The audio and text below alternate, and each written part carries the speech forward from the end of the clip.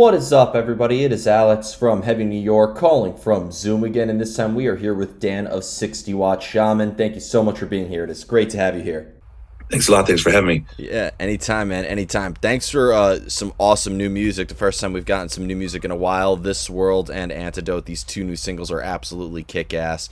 Is this at all representative of what like the future of 60 Watt Shaman is going to sound like, being that it has been so long since we got some new music? Is this going to be kind of like a follow-up to Reason to Live in a way, or are these just kind of testing the waters, or meant to be kind of like standalone one-offs? Now, this is definitely the sound of the future. These two singles are representative of a certain aspect of the musical style. For fans of the band, they know that we've got heavy rock songs, acoustic jams. We've got, we span the gamut on these albums. So there's going to be diversity in sound and riffage, if you will. But where we're going dynamically and what you're hearing with this music, this is definitely taking where we left off on Reason to Live. And personally, this is stepping up the musicality, the writing, the composition, everything that we're putting into it lyrically and creatively. It's the best stuff we've ever done. Hell yeah, I can't wait. I mean, not to make you feel old by any stretch of the means, but it was 20 years since the last 60 Watt Shaman album in 2002. Yeah. I was in second grade when the last one came out. So, that's 20 years of musical maturing that we've had to bring the new music to the masses. So there's no excuse for musical immaturity. Correct. Yeah, but did it feel like, in a way, that you were just sort of like picking up where you left off after Reason to Live in a way? Or, 20 years is such a long time, this almost felt like a new beginning in a way of your musical journey, and almost kind of like signifying like a new era for 60 Watt Shaman? I mean, for 60 Watt Shaman, that's a great question. So I'll just give a brief history of how the band has moved on since Reason to Live. We toured, so we were still doing active work right after we finished Reason to Live. I ended up having some life changes, and I moved out of the local area to the band. But we've got lots of friends who have been through the same things, so we had no intentions of stopping. And I started a new musical project with our drummer, Minnesota Pete Campbell, up in St. Cloud in his neck of the woods up in Minnesota. And we started a project called the Mighty Nimbus. So we kept musically going ahead and moving on together. Jim and some other people left the Maryland nuclear area where we started the band. I came back to town eventually, and we picked up. Now I'm not with Jim. He had moved out to, where was he? He was in Kentucky, I think. He went to Ohio and Kentucky. At any rate, Jim was out of town. I'm back in town. Now I regroup with my former guitar player, and we do another band. That project was called Stillhouse. So we were still doing music together. It just hadn't been 60 Watt Shaman. So the last thing that we did together was we assembled a lineup, and we did some dates for Desert Fest in 2014, a couple of shows in 2015. 60 Watt Shaman was still active. That time, we ended up having some musical disagreements within the group, and I was requesting a new lineup change. We ended up, that lineup parted ways, and I put together a new lineup. So in some ways, I haven't stopped moving forward with 60 Watt Shaman. But I will say, when you're talking about the evolution of this sound, we're not just picking up where we left off. We're picking up with the same musical approach, the style, the unique, approach that we have, just because that's the way that we write riffs. And that has come into this new fold with this new lineup. And the musicality of it is better than the band has ever had. Like, musicianship wise, we're playing better than we ever have. So I guess the way to answer your question is, it's not just picking up where we left off. It's a continuation, and it's expanding our musical universe. Well, when you listen to like the discography of 60 Watt Shaman, like when I listen to Ultra Electric and then listen to Seeds of Decades and then Reason to Live, there are noticeable difference behind it. It's all still 60 Watt Shaman in a way, but it almost seems like even though you guys have like that sort of, and not to pigeonhole you guys by any means, but to kind of have like the blues combined with the sort of southern rock aspects behind it, it almost seems like that there was a lot of room to evolve and experiment, right? It wasn't like you had what I call like the AC/DC effect in a way, right? Yeah, for sure. And we tried deliberately to leave that much room in the catalog, if you will, so that we could have that kind of diversity. I mean, you hit the nail on the head. You're talking about heavy blues, and you're talking about southern riff rock, and then I would add in a healthy dose of Black Sabbath and some Led Zeppelin in there, and we wanted to be able to have as much diversity as either one of those bands. Especially, I mean, let's just take a look at what Led Zeppelin could do. Everything from heavy rock down to traditional blues. I know, and insane. that's really what we were after. Yeah. What's funny is too, like, I was really shocked when because I listened to you guys for a couple years before I knew where you guys are from and like the origin story and all that.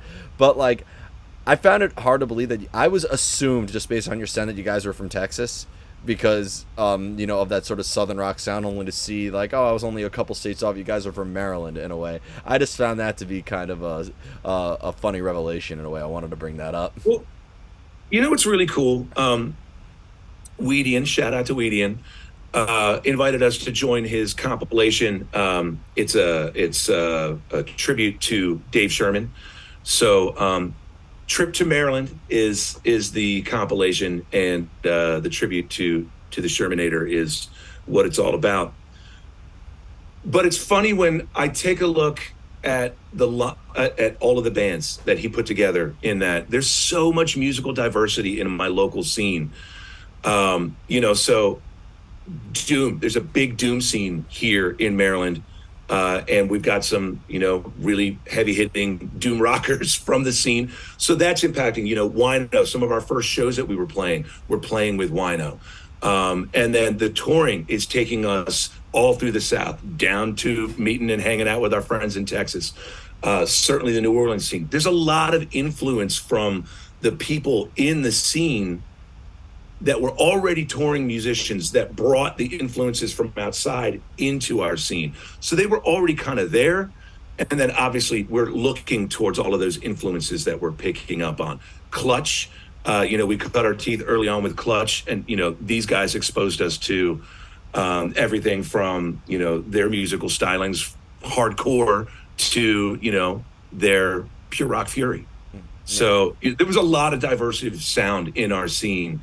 And hey, man, there's a lot of cool bands from Texas. Yeah, I'll take it. If you think we sound like a band from Texas, I'll take a little bit of that. Well, I mean, a band from Texas, Pantera sounds different from Drowning Pool, which sounds different from Power Trip, which sounds different from Creeping Death. So, like, I think in the end, exactly. Yeah, it's Texas isn't like Sweden, where it's like you have like a melodic death metal scene in a way, but it's funny too. Exactly. Yeah, I thought I do see a lot of Pantera influences, only because Dimebag was playing blues riffs and making them very groovy, and I felt like you kind of had a similar principle incorporated in 60 Watt.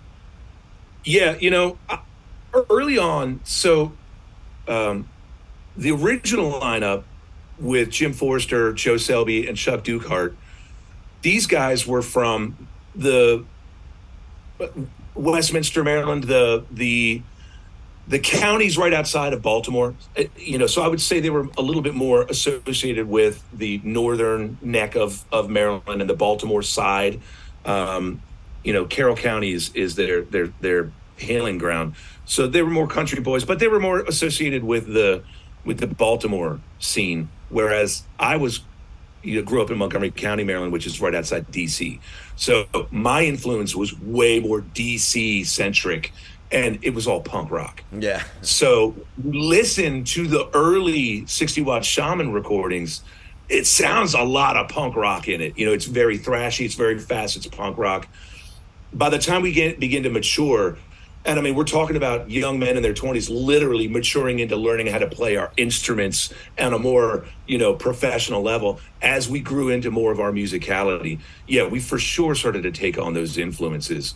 I guess the worst thing for me was not really trying to be influenced by the vocal stylings of their lead singer. I got a lot of comparisons, and for what it is, I'll take it as a compliment. But we were definitely looking to just bring in those influences, but make it our own sound, our own Yeah. style. Coming from Maryland, any Dying Fetus influences? You guys started around the same time.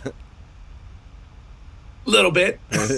I could definitely see. I'm kidding, but I mean, the Maryland D.C. era too, like Texas, has had a diverse scene from Dying Fetus to Animals as Leaders. Obviously, different eras, but that's another like region that it's 1 minute it's punk, 1 minute it's hardcore, then it's metal, like death metal, and then it's like prog. So I think like Texas and D.C. they're very similar in that regard. Yeah, yeah, and I mean, just from the musicality of our region, we have a huge bluegrass scene in the DC area. We've got a famous venue called the Birchmere, that's in Virginia, right outside the DC area. And all of us who are here in the Blue Ridge Mountains, we're surrounded by bluegrass all the time. So I mean, there's just a lot of great musical diversity in the area for sure. Of course. Going to like your lyrical process in a way too, because like This World and Antidote, but even all of the lyrics previously, I thought also provoke as much thought and attention as the music in itself in a way. What does a lyrical idea or a conceptual idea maybe help dictate the sound of the music in a way, or do you prefer to have music present before you know what subject matter it's going to be sung about? Yeah, that's a great question. This goes into process. Everyone's process is different. So you asked me about mine. I generally will take the approach of beginning with music, and it presents a sound and a mood, and the riff or the music will kind of tell a story. It indicates the mood that you want to get out of that sound. So the lyrics oftentimes are influenced by the mood of the music, and then they follow. However, I'm generally looking at lyrics thematically. So in the olden days, I kept a book, right? Just ideas. And I would wake up in the middle of the night and write down ideas. Now I just use my phone, right? You got a notepad right there. So the device is next to me pretty much all the time. And I'm constantly gathering lyrical ideas. My process is, so I went to school in Towson, Maryland for college in the early 90s, and I studied English literature. And It's definitely an I don't know, advantage. I had this fascination that I wanted to be a heavy metal Jim Morrison. And because I was looking to try to put poetry into musical content.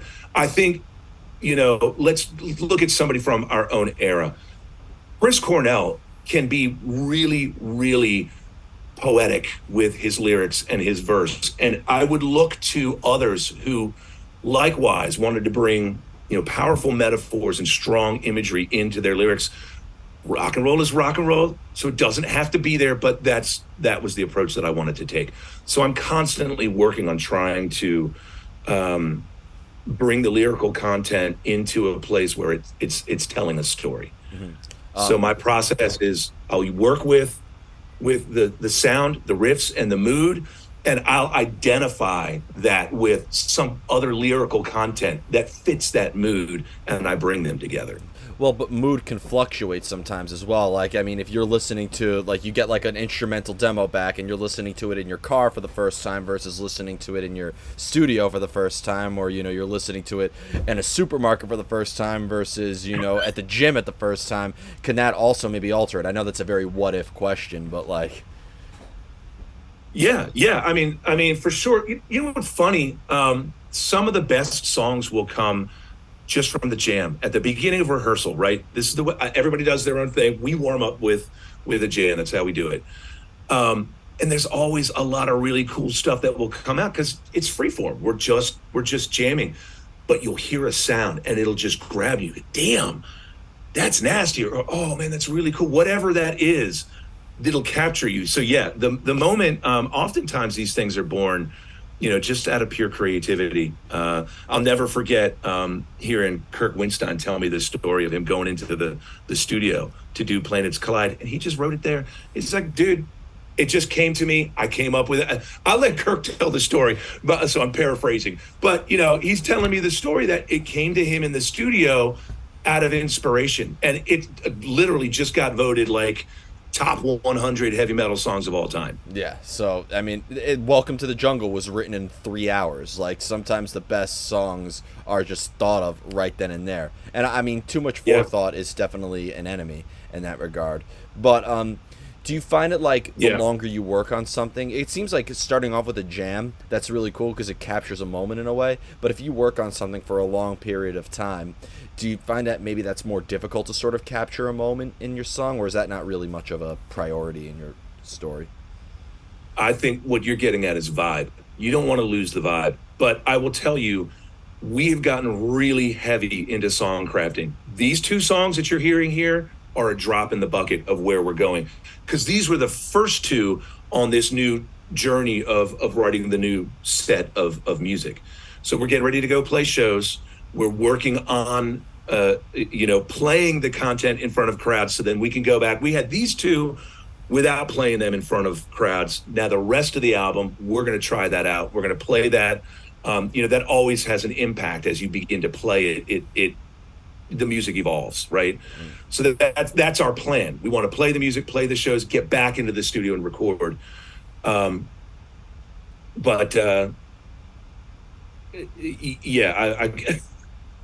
guess I lost the question. That happens all the time. It's all good. That's how you know. That's when you lose the question. I normally get the answer correctly. I prefer that rather than getting the single one. And I have 2 more questions for you. But when you mentioned, though, that you have the story aspects behind it too, do you want the listener to be engaged in the story as much as the music in itself, or do you kind of want the music to be more open to interpretation? That's a good question. So now you went from the vibe. Okay, what I was saying before was we're making sure that when we get into the studio, we don't lose the vibe, but we're putting a lot of time into crafting the music. As far as, that's the most important part of the song, right? What you want the listener to get out of it, I really want that to be enough of an open opportunity for the listener to create an image and have that song have an impact for them, rather than me entirely painting the picture.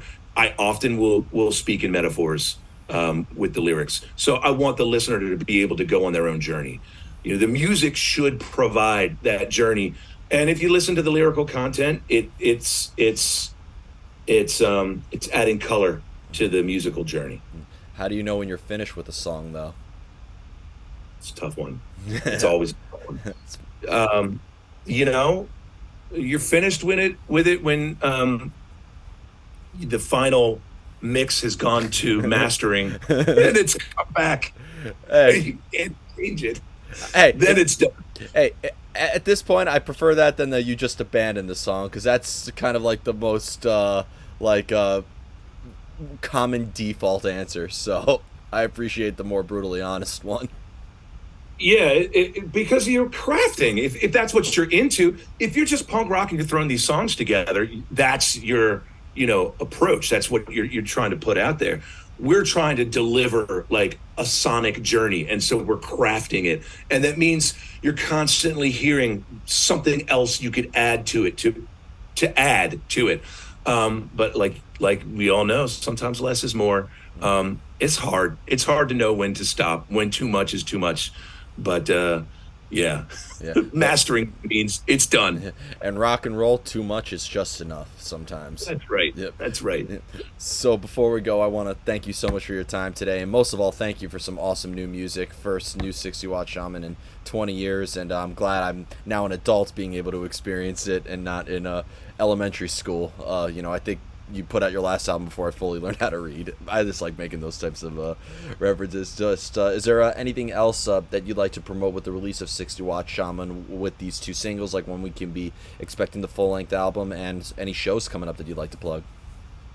Yeah, so we've got shows coming up. We'll be playing around the Winchester, Virginia area, Leesburg, Virginia. So we're in the Northern Virginia area coming up here. We've got more shows getting booked. We'll post those on the website and social media. And then just, thanks everybody for listening. Spread the word, the new music. So we're going to do these shows. We're targeting getting back into the studio end of the summer so that we can get the mixing and mastering done early in that fall season, and we want to get it out by October. So we're targeting October release. Okay. Or maybe start 2024 off on a great note as well. That's definitely what our plan is. 2024 is going to be the big push. Hell yeah. Well, thank you so much, everybody. We are here with 60 Watt Shaman, This World, and Antidote. Be sure to check out those two new singles. More stuff coming very soon. We'll see you next time on Heavy New York. Thanks a lot, Dan. Was that all right? Yeah, man. Yeah, that's great. I really appreciate it, brother. Yeah, I appreciate it too. Sorry if I said Shaman a